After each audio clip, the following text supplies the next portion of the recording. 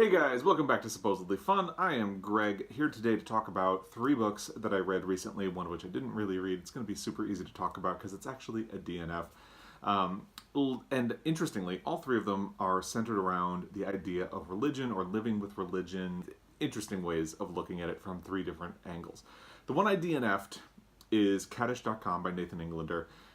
This is about, I think part of what confused me about this book is that it promises to be about a son whose father dies. His father is very religious. The son is actually an atheist. He has left their Orthodox Jewish religion. But the father dies, and it falls on the son to say the Kaddish every day for, I think, a year. And he doesn't want to do it because he doesn't have that faith. He doesn't really believe that that will save his father's soul. But his sister is deeply religious. But because she is a woman, she can't take on the responsibility. It has to be him, so he hires a website to do it for him. What I did not expect is that within the first 50 pages, that happens, and then it jumps ahead in time, and it turns out that the son actually goes back to his Jewish faith. He feels so guilty about what he did that he returns to his faith. And that change is potentially interesting, but I had lost interest so much by that point that I just was not really willing to go along with where it goes. I have a lot of struggles with books that are about white dudes who can't get their lives together, and this is very much that for the first 50 pages. And, you know, I was having a really hard time sympathizing with him. So by the time that change happened, I was jarred. Part of me was curious, but I just didn't feel like going on. So I will not be talking. So if that sounds interesting to you, please go on and read. Like I said, it does change after the first 50 pages. I just didn't feel like I was on board for the rest of the ride. So there you go. By the way, I had a free digital advance copy of this that's temporary from Penguin's First to Read program in exchange for a review. So there you go. I feel like I was obligated to at least say something about it. The second book that I want to talk about is Educated by Tara Westover. I really, really enjoyed this book. So Tara Westover, this is a memoir, was raised in a Mormon family who were kind of survivalists in Idaho. Her father is either schizophrenic or bipolar. He is not really diagnosed at any point in the novel, but he shows symptoms of being one or the other of those. And so he has a tendency to be very paranoid. He does not allow his children to go to school because he believes that the Illuminati controls the schools and they will brainwash his children if they go. He does not allow hospitals because he thinks medicine poisons the body, and hospitals are operated by the government, which is operated by the Illuminati. It's this whole like rabbit hole of things. And he is just this really difficult to grasp character, because one day he'll seem like he's doing okay, and then the next day he'll be horrible. He frequently puts his children in danger. There are a lot of really devastating injuries that it's kind of hard to believe anybody would survive, but people do. At one point, his wife, they're in a car accident, and his wife clearly has a brain injury that is not getting treated, and she has migraines for years afterwards. So it's really harrowing to read from that perspective, especially because this girl grows up in this and she has other brothers. One of her brothers is horribly abusive, both physically and emotionally, to her, and nobody will believe her. And they always take the brother's side, even as they get into adulthood. This brother, who seems mentally ill like the father, has such control over the family that nobody is willing to stand up against him. So she will never win. Her sister, who was also abused, will never win against them. In fact, if they try to take a stand against him, they are threatened to be kicked out of the family. Now, it is interestingly, the family has released statements saying that her depiction of events is not accurate, especially the instances of abuse, and that it's a misrepresentation of the family. So you do have to keep that in mind as you read the book. For me, I do kind of believe her, because one thing that I think is really interesting that she does, so she goes on to go to school. It's at 17. She takes the ACT, which gets her into Brigham Young University. From Brigham Young, she manages to get to Cambridge. She becomes a PhD. She opens up to the world. One of the most interesting parts of the book to me was that in one of her first classes on Western civilization, she sees a word that she doesn't recognize.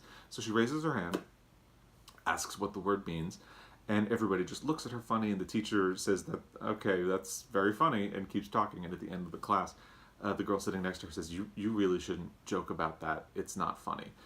So she goes to the computer lab and looks up the word, which was Holocaust. She had no idea what it was.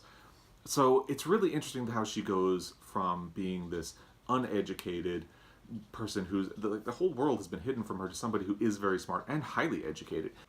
She studies historiography, and which is the study of the writing of history and how history is written. And she really puts that into practice here in the book. She's constantly questioning her own memory, her own version of events. She frequently presents 2 or even 3 or even 4 or 5 different versions of the same story. She talks at one point about how her brother was badly burned. So first she'll talk about the way she remembers it, then she talks about how her brother remembers it, then she talks about how her other brother remembers it. And there are all these conflicting reports, and she admits, I don't really know what happened. It's possible my memory's wrong, it's possible his memory's wrong, maybe all 3 together are the truth. I really found this book fascinating. So I definitely recommend it. I think this is extremely likely to be in my favorite books of the year. I've read a lot of really good books this month, so there's a lot of competition for my favorite book. I haven't sorted out exactly how it's going to land yet. And part of why it's hard is that I also really like the next book I want to talk about, which is Women Talking by Miriam Toews.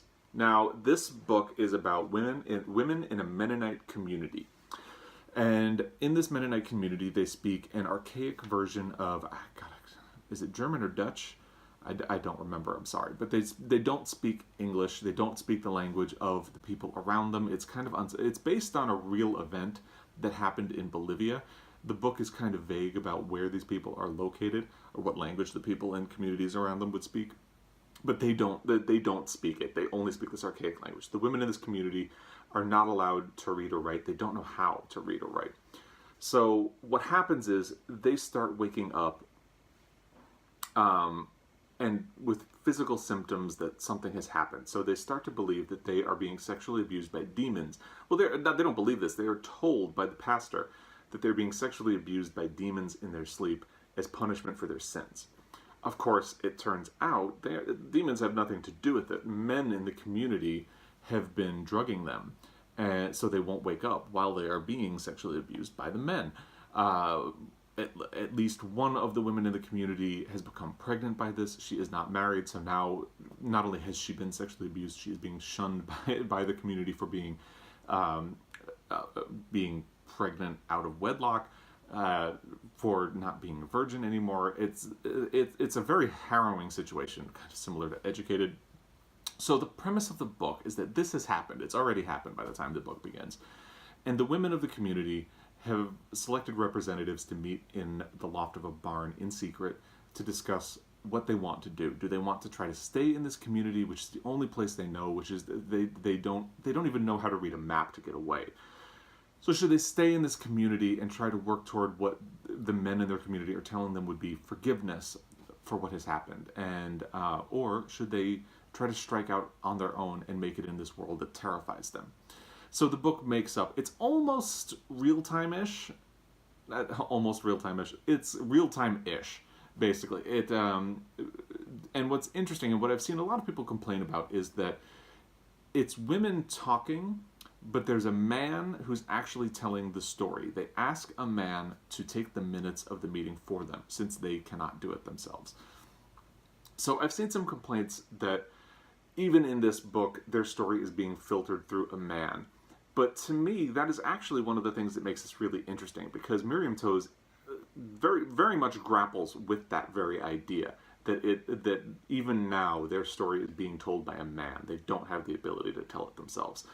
And to me, it's like a weird meta level, because you have this man telling the story of these women, but that man is written by a woman. So there are all these different lenses that are telling this story for you, and I just think that's fascinating. I think Miriam Toews' approach to it is fascinating. Like I said, she's very aware that that is deliberately how she has chosen to tell this story.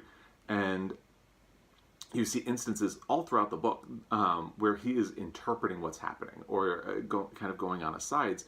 And I can see where somebody would be irritated by that, but to me it added another level to the book and made it really profound. He is, of course, and his position in the community really adds something. I don't want spoilers. I think you should read this book and find out his connection to the story yourself. But to me, that really had an emotional punch at the end that to me was essential and really elevated the entire book, even though I had already liked it by the time I got there. So this man that they have invited in has a unique position in their community because his parents were excommunicated when he was a child, and he ended up going to England and becoming educated there. And it's funny how sometimes books end up paralleling each other, even though so Educated is also about a woman who is raised in a religious community, and uneducated, and ends up going to England and getting educated. So it's funny how when you read a lot, you end up seeing all of these parallels in books that are nothing alike otherwise. But anyway, so he ends up in England, but his mother dies, his father leaves them, and he ends up in prison. And after he gets out of prison, he ends up going back into the community. He is welcomed back in, but he is now an outsider and always will be. And so even among the women in this group where they're deciding what to do, he's still an outsider. He's very much an outsider. I think that's an interesting complication in the story, basically. And I definitely recommend this one. I think, and between these and the audiobook that I'm listening to right now, which is A Fine Balance by Hinton Mystery, it's a real race to be my favorite book of April. I've really enjoyed all three of those. And I definitely recommend them. So, if you have different opinions, I've heard some very mixed things about women talking on BookTube and on Instagram and in some reviews. So if you have read this, I'm very curious to hear what you think. I've even seen some mixed things about Educated. So if you disagree with me and you didn't like it, I'd be fascinated to hear what you thought about them. And if you have read Kaddish.com in its entirety, please let me know. I'm open to the idea of going back to it, because like I said, what my problem was that he was just this guy who can't get his life together, and the way he's written in the first 50 pages is he seems very selfish and self-involved and kind of recalcitrant, but clearly that changes in the latter parts of the book. And I because so much of the book was marketed for what happens in the first 50 pages, I honestly have no idea where it goes. So if you've read it, please give me your opinion, if maybe it's something that would be worth revisiting. But anyway, as always, thank you for your time in watching this video. I know you have a busy day, so I appreciate you and your time. If you are not already subscribed and you enjoyed this, I hope you would be willing to hit subscribe or check out some of my other videos. If you're already subscribed, thank you. And I'm going to be back again. Until then, happy reading.